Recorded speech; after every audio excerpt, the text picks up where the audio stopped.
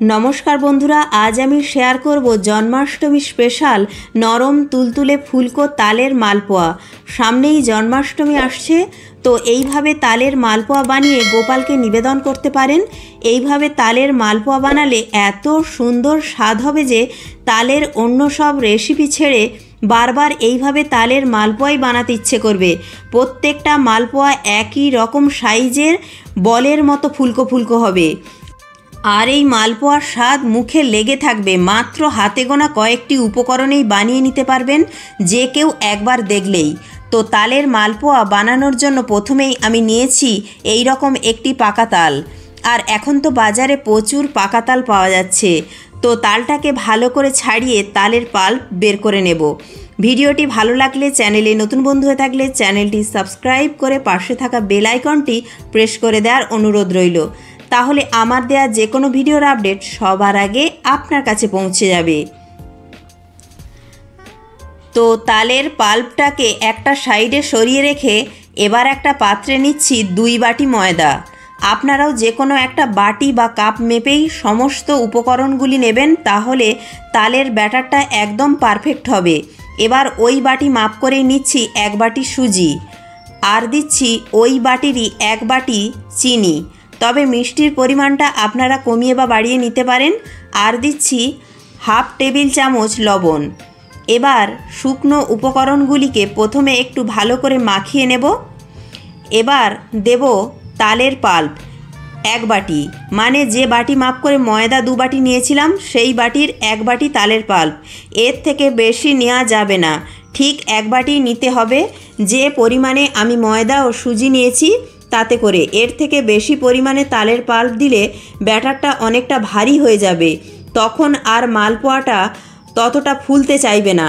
তাই প্রত্যেকটা জিনিস একদম মেপে নিতে হবে। এবার প্রথমে 1 বাটি জল দিয়ে মাখাবো, তারপর আস্তে আস্তে অল্প অল্প জল অ্যাড করব।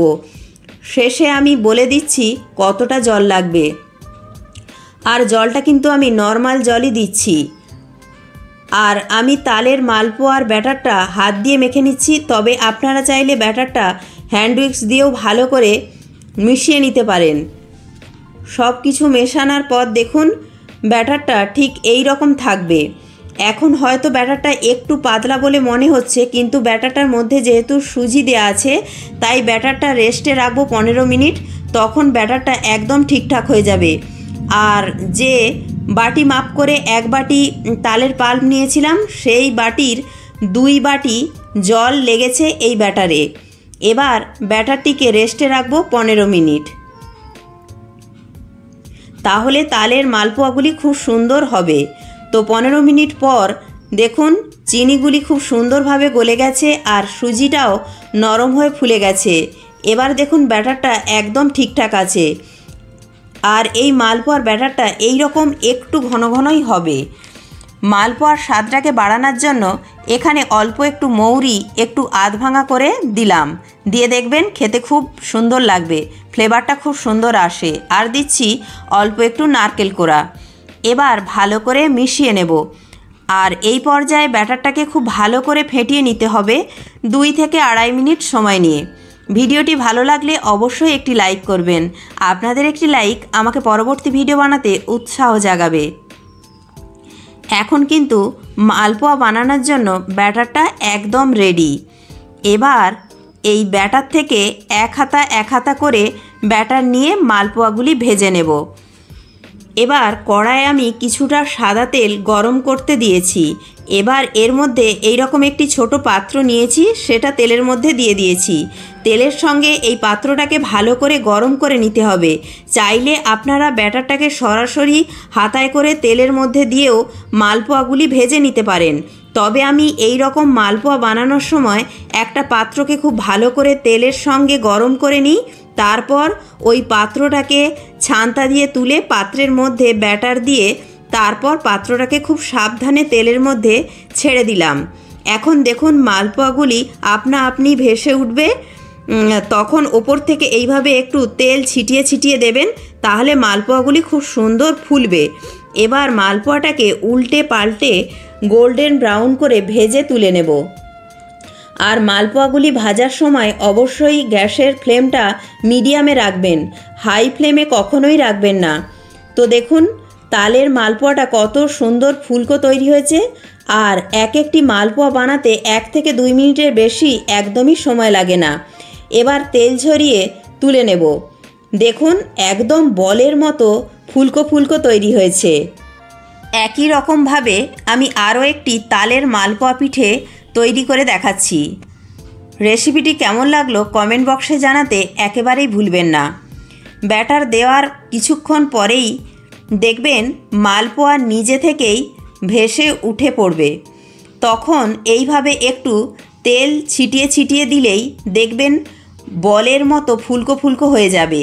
আর তারপর উল্টে পাল্টে একটু লালচে করে ভেজে তুলে নিতে হবে। তো উল্টে পাল্টে এই মালপোয়াটাকেও একটু লালচে করে ভেজে নিয়েছি। এর থেকে বেশি আর লালচে করব না। এবার এই মালপোয়াটিকেও তেল ঝরিয়ে তুলে নিচ্ছি। তো সব মালপোয়াগুলি আমি একইভাবে ভেজে নিয়েছি। আর এইভাবে মালপোয়া তৈরি করলে দেখবেন প্রত্যেকটা মালপোয়া একই সাইজের ফুলকো ফুলকো তৈরি হবে। তো সবগুলি মালপোয়া ভাজা হয়ে গেছে। এবার একটা প্লেটের মধ্যে পরিবেশন করে দিচ্ছি। খুবই সহজ, একদমই অল্প সময়ের মধ্যেই এই তালের মালপোয়াগুলি ভেজে নিতে পারবেন। আর এইভাবে মালপোয়া তৈরি করলে দেখবেন মালপোয়াগুলি এত সুন্দর হবে যে নিজেরাই বিশ্বাস করতে পারবেন না। আর এইভাবে এই তালের সিজনে একবার হলেও এই তালের মালপোয়া বানিয়ে দেখুন, খেতে দারুণ লাগে। আর সামনেই আসছে জন্মাষ্টমী, খুবই সহজভাবে জন্মাষ্টমীর দিন বানিয়ে নিতে পারবেন। যে কেউ একবার দেখলেই ঝটপট বানিয়ে নিতে পারবেন। এত সহজ তৈরি করা, একদম নরম তুলতুলে। আর ভেতর থেকেও দেখুন তালের মালপোয়া পিঠেগুলি কতটা সুন্দর হয়েছে। বর্ষার সিজনের সেরা একটা পিঠের রেসিপি। ভিডিওটি ভালো লাগলে লাইক, শেয়ার, কমেন্ট, সাবস্ক্রাইব করে পাশে থাকার অনুরোধ রইল।